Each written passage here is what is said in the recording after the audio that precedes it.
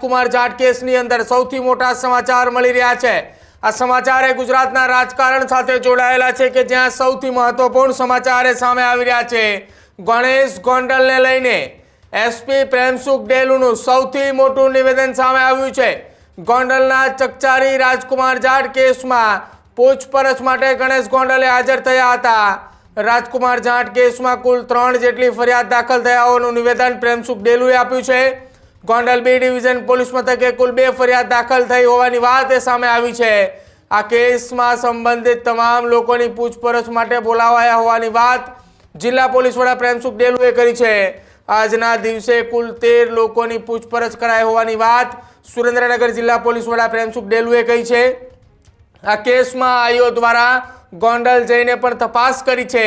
જ્યાં સુધી આ કેસની અંદર અમને જરૂર પડશે કે પૂછપરછ કરવાની છે અથવા કેસ સંબંધિત કોઈ માહિતીને લઈને કોઈ વ્યક્તિની પૂછપરછ માટે બોલાવવાની જરૂર પડશે ત્યાં સુધી પૂછપરછ માટે બોલાવવામાં આવશે। આ પ્રકારની વાત જિલ્લા પોલીસ વડા પ્રેમસુખ ડેલુએ કરી છે।